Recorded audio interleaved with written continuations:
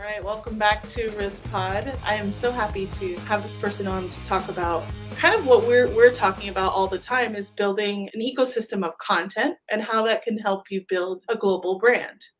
And we will definitely get into it, but I'm gonna take a little bit of the talking today because my fabulous co-host Jon is under the weather and has a sore throat, so he's not able to talk as much. So I don't know if you don't cry for me, people. I'm gonna be all right. I'm gonna make it through. I've already got some drugs, but just anyways, a little lighter on the energy than I normally am. Yes. Well, I'm happy you're here, and we will just jump right in, talk about all the things we love to do. We're going to talk about content. This is normally a podcast about events, but events are content goldmines, like Julia says, and we love Julia. Anyways, back to rizpod.live. Go to our website to get all the show notes and all the past episodes. If you want to learn about us, that's our call to action right in the front. So let us bring in our guest. Our guest today is Nick Hughes. Yes, from Founders Live. Hello, how are you two doing today? Good to see you again. It's been a while. Yeah, it's nice to be here. Hey, I'm also in the camp of just getting it through with a bit of throat stuff as well. But we're gonna have a great time, and events are Goldmines. Excited to talk about content and events. Yeah, great. Awesome. You're the CEO and founder of Founders Live. What is Founders Live? Yeah, for all those who don't know. Founders Live is a global ecosystem for early stage startups and entrepreneurs. And, we've grown this all around the world. We can talk about the tactics and the things that helped us grow around the world. But, we serve early stage founders and entrepreneurs, and we help them get more connected into the community of builders and creators, access to knowledge and information so they can develop and learn, access to resources and capital in terms of products, services, technologies, as well as hopefully growth capital. And the last one is really exposure and discoverability globally, if not just even in their markets and in the cities. And we do that through we're most known for our pitch competition events that happen in now, we've reached about 100, it's like 110, 111 cities across 46 countries. And it's been really amazing. So they're fun networking events, but they're also pitch competitions that highlight emerging startups. They each have 99 seconds to pitch. We highlight 5 founders. Then they have some minutes of questions from the audience. And at the end, the crowd votes on a winner. And it is just awesome. So we can get into that. But the craziest thing about it is it's not just events. Content just actually happens from our events, and we can talk about that. But it's been amazing that we've grown globally because of not just having these events that pop up in all these cities, but also people see it on social media and they're like, that's cool, I want to pitch, or I want to start it in our city. And so that's really how we've grown. So I can talk all about that.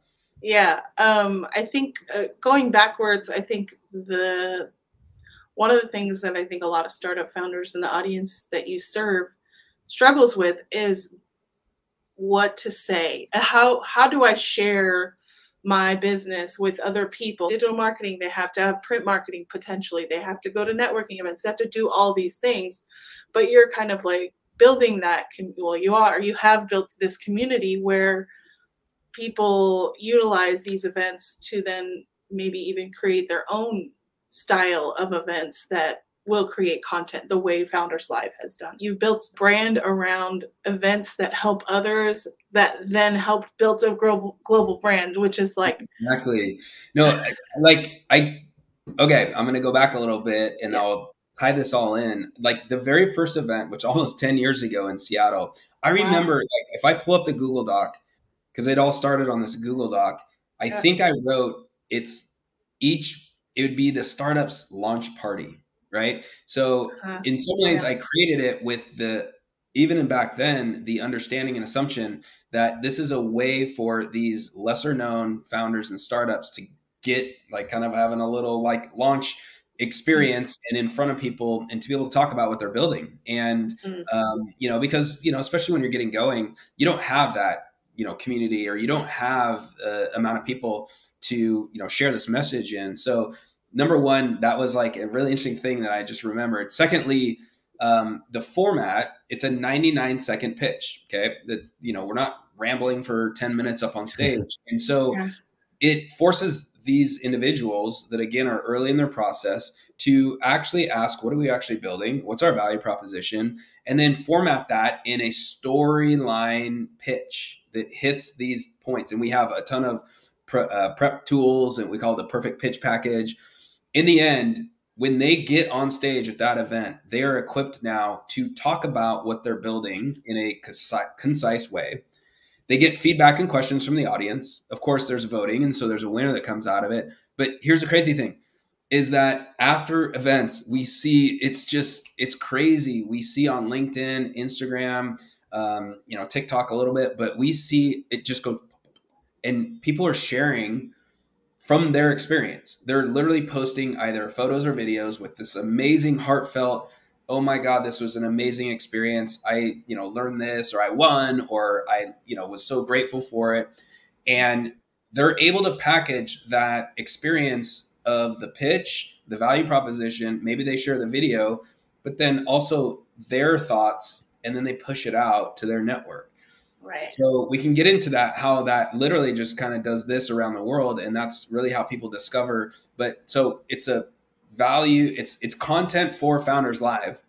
It's content for those founders specifically, right? And they're talking about their experience. And so the whole thing is a win for everyone, because we're creating an environment for them to do something and then create content and share it out about their experience. Right. And you're kind of accelerating that whole process of getting to the next stage as a startup founder. Because I think people get, when you're a startup founder, you get stuck in the overthinking and kind of like not doing anything to get to where you need to get to. And more importantly, startups fail because of lack of capital, but they also, I think, fail because no one knows about them. All right. Yeah. So when you think about that, you start to really understand, okay, the more opportunities that we all in the ecosystem can create to put early stage startups in the market in front of people so that they can push out their message, is only going to lead to at least more opportunities for success, so that then they can access the customers or their investment that they want and move forward. Right. But I think one of the other major reasons startup fails is because they can't articulate their value proposition. Yeah. And that's one of the things I liked about those events so much, is that you could get to meet 50 people and try to explain it back to all those people and get those instant facial expressions and just like confused looks and whatever. And so you by the end of a 1 hour event, you can be so much closer to a clearer pitch. Yeah. Right. Yeah. And so it's one night at Founders Live can do a lot more than like a week in your basement theorizing what your best VP is. Right. Yeah, I think that's one of the reasons why I wanted to go to Founders Live. Well, I found Founders Live through StreamYard and their virtual events, but it also made me want to go to Founders Live event because I wanted to see, get inspired. Okay, like I am a service provider, so I don't have a product that I'm giving, but I have brain that I'm giving, but I need to be able to articulate that in a way that other people do when they get up there for 99 seconds, right? So it helps that side of my brain get really succinct, like how am I going to show up to this event and make sure that I'm intentional with who I'm talking to. I don't have to talk to everyone. I could talk to 5 people and it could be really awesome. And I think just the idea around your events is what really helps inspire just the people involved in the competition, but also people attending. My hope is that I imagine that's your hope too, when you invite people. So right. One thing I'm super interested in, like you look at a Founders Live event today, it looks like it's so well rehearsed, so well packaged. Like it has like all the right engagement things that we kind of talk about all the time, right? Mm-hmm. But what was it like at the beginning? Like was it always just 5 people, just 99 seconds, with Q&A, with voting, all this stuff? Did it come out of the box like that, or at what point did you kind of find the right kind of formula for that? This is a good question, and I'll tie in a little bit of kind of our growth in content, which will lead into that some. crazy enough, the very first Founders Live, which was in March of 2014, looks very similar, feels very similar to what it is now. There's clearly been some innovations, and we're in 2024 compared to 2000, or we're getting into 2024, 2014. But it was always five. Five, because who has time to listen to 10 founders talk? Like, Yeah. So I from the beginning created limitations in the format. Like, I literally tripped in some ways into this format. 5 founders, each 99 seconds. Why 99?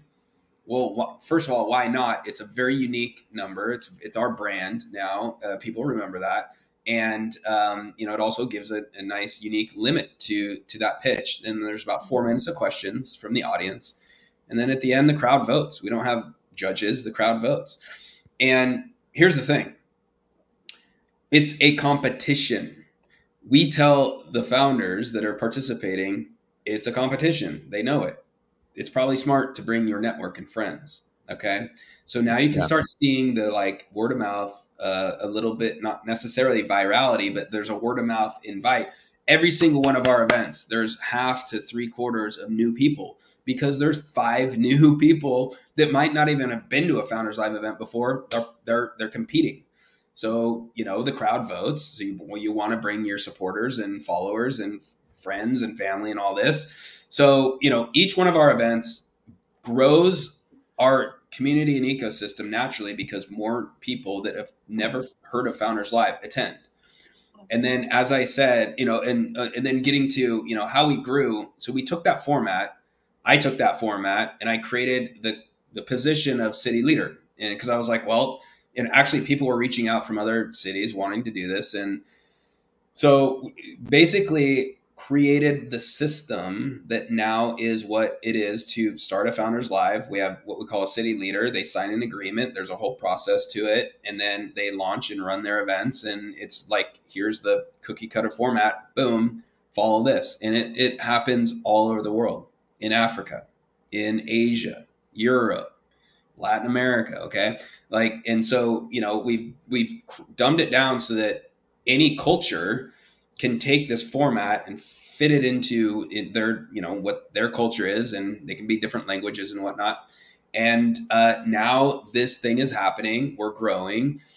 People pitch, whether they're in, Harare, Zimbabwe, or in London or whatever. And, and then those people are capturing that experience and then posting it on social media and tagging it and talking about them sharing their vision at this thing called Founders Live.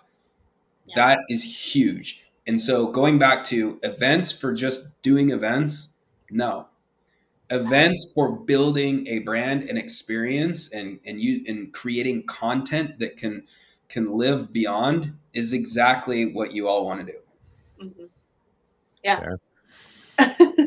So let's talk about how you kind of had to diversify your events when the world shut down. Yeah. So, it was, when COVID hit, when the pandemic hit, which we can all remember, it was March, 2020.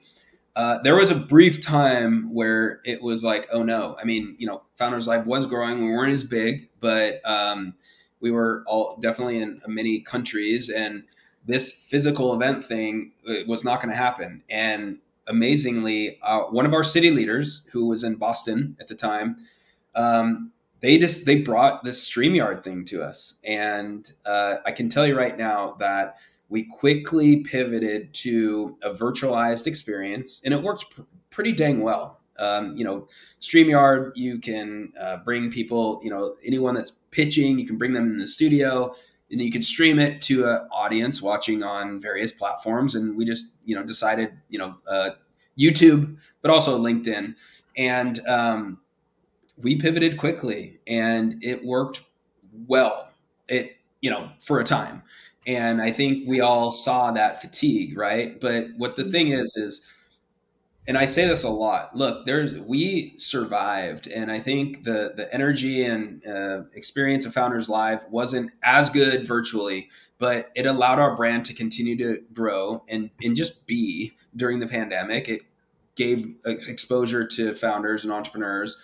And then for sure we saw a down, kind of like fatigue, and people are like, I don't want to be on virtual stuff anymore. And then the world opened up and we got back into physical events, and we're experimenting with some hybrid stuff and streaming and all that we can talk about. But yeah, I can tell you, StreamYard, thank you all. It really was there. And, Jon, that's kind of how we met, with, doing some things around, experimenting with some other virtual, experiences and rooms and platforms. And Marisa, I mean, that's how we met. Like, it's just crazy, right? The three right here. But yeah, like, it was tough, but I'm glad that there's this type of platform and technology.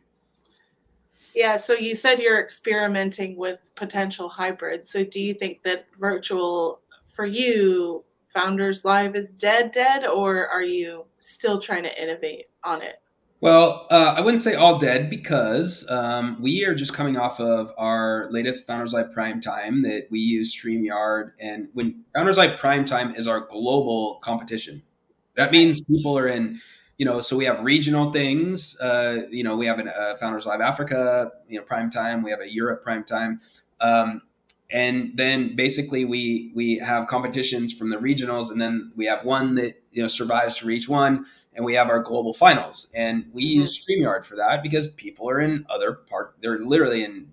We had 5 countries representing in the finals, and so virtual allows for certain types of experiences. And we couldn't have done what we did 10 years ago, if not maybe 5 years ago, but for sure 10 years ago, I don't think we could have executed what we do with Prime Time. So virtual experiences are not necessarily dead to us, but it's a unique thing, right? But most of our city experiences, they must be in person, because people want to connect, they want to meet, they want to hang out, they want to experience, and that's what we're seeing from our cities around the world.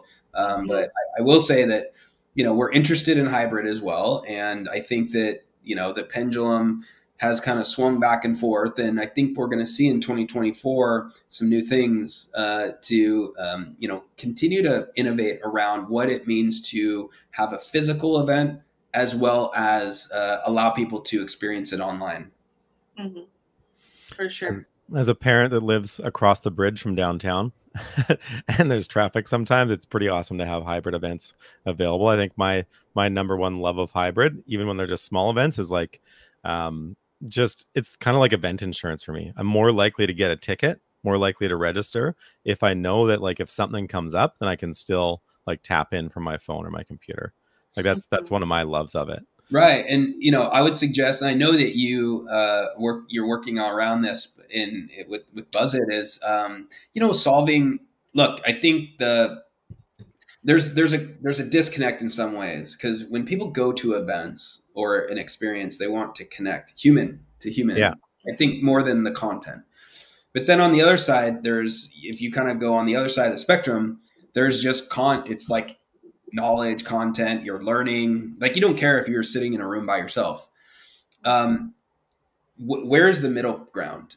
Because I do think when we saw with the pandemic, there was a lot of because this is all we could do, was like we would get into either Zoom rooms or things like Buzzit. It's like, oh, meet, connect, great. That it just fell off because we were doing this for literally 8 to 10 hours a day. Dude, you can't. It's tough. Yeah, no. It can't be all day. It can't be. But this is what I'm saying. The pendulum, where's it going to land in 24 and 25? And I do think the concept around what you Buzzit and the things that you've created in terms of how do you bring together people virtually that aren't in the same place and city or country, but do it in a way that they appreciate and they want to come back, and they're going to that event to connect with people, maybe learn, you know what I mean? So it's that spectrum that still I don't think has fully been is fully utilized. Materialized. Yeah. Nobody's got it perfect yet. You need to write the book on that too. You've already got the book on pitch events, and now you need to write the book on hybrid. Right? The tech solution is one of the toughest parts, though, just getting the audio and getting the video right. And then for somebody like you've got city leaders that are running these, and then you're like, so here now you've got this whole new game plan, and now you're going to add this hybrid component into it. That's not that easy. right? Right. It's like we saw we tested some things in 2022. So last year from where we're at now, we tested things in 2022. There was some good stuff that came out of it, and there was some challenging things. And you're pointing at, until things can get a little easier, you know, taking a novice and just saying, hey, flip these 10 switches, do this, that, whatever, like, then there's so many things that could go wrong, and there's one way it goes right. And especially, like, you know, what we use StreamYard, and we would just have, like, even look, these cameras are pretty dang good, you know, right now. And so you just set up a couple cameras, connect them into StreamYard, literally in that physical room, and it works fairly well, because inside you can have like a digital producer that's right. Yeah. But the key is the audio and the video and making sure everything is aligned. So we just experienced some, you know, we saw some good stuff, but to execute it on a global level to the standard that we want as a brand, it wasn't there. So we kind of shut it down. We're gonna pull some things back up here for next year, which is exciting, and kind of do some more testing. And but yeah, I'm excited.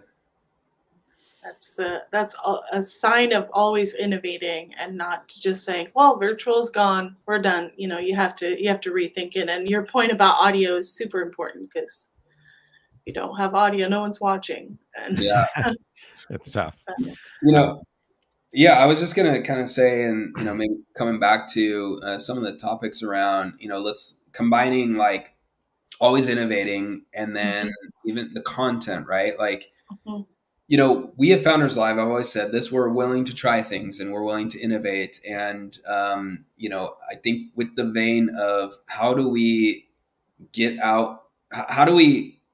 this content and message out to more people? And then how do we empower more people to experience the Founders Live, maybe as a fan just attending, or more importantly, as a founder actually presenting and pitching their vision? Because there's, you know, Jon, especially, you know this, there's nothing more powerful than empowering a founder who has an idea. They want to share it as far and wide as possible, right? And again, that's why Founders Live functions and works, is we have events that highlight these people that are building amazing stuff in the world, and they're talking about it. So then the result is they're sharing that content out to social media and others. And for Founders Live, it takes our brand and it just continues to go. I mean, look, I'll just finish with this. You know, we had our primetime experience just this last couple of weeks, and you know, I'm just using the continent of Africa to example here, but we had our Africa event the Friday the 16th or whatever that, you know, 16th, 17th, something like that, and there was a massive energy of the event on, you know, we used StreamYard, and then YouTube, the comments were just going. And afterwards, I mean, there was hundreds and hundreds of people watching in the moment. And I was like, to our teammate, one of our team members, I was like, can you imagine that there is, in all these parts of Africa, there's people literally like watching Founders Live on their phone in some city probably remotely in, you know, Nigeria or Zimbabwe, and they're experiencing Founders Live. Yeah. They are seeing us. They are feeling the energy, and that's the power of it, right? Like, it's now all over, and they're grabbing a hold of that, and now they're like, "Hey, maybe that can be me." Right. That's one of the things I'm most interested about. Is like, I know a lot of people that have tried to grow a lot of different types of pitch competitions across countries, etc. Why do you think it is that Founders Live has been able to spread entrepreneurship more efficiently than like some like governmental organizations, some like big universities, some like other? What is it that makes it be somehow as in like over 100 countries when other people have kind of failed in the same pursuit? I mean, the short answer is I don't know. Okay. Hey, come on. I'm only the founder and CEO. I don't know. the better answer is, look, it's very simplistic. Okay. I think honestly, I battle us doing things that can be a bit, or it starts to go the complexity route. And I always pull us back. It has to be simplistic if it's going to work in, Indonesia or, you name the country, right? Like, I mean, just when there's different languages, like they need to know here's the format. And what we tell them is like an 80-20 thing. It's like, you need this is the format. This is Founders Live, 80%. You follow this, it works. But the 10-20%, use your language, do your thing, whatever music you want to use, like it's your culture, and do your thing, whatever. But if you follow this, that has been tried and true and used all around the world, that this is what it is. Like, this is like, it's like a car has round wheels, not square wheels. Like, don't reinvent the wheel. Okay. And so I think that is a part of it. And then in the end, also, the built-in, our city leaders shine. Like, we want city leaders that they're selfishly in front of the crowd. Like, we want you to be a rock star too. Yeah. Then we're highlighting founders speaking about their vision. And so each new event has new people stepping up on the stage and shining and wanting to be out there. And so there's inherent incentives that are built into this model that really build and go towards natural scaling. But the key is we have to have consistent leadership, or it'll cities will go quiet, which happens, and it's tough. So if we have consistent leadership and commitment, this thing rocks. And it's really been, it's been a ride of a lifetime to see it. And I'm able to travel. I go to various cities and countries and continents. So, that's been really beautiful too, as I'm able to go and see and meet our city leaders in various countries, and very blessed for that.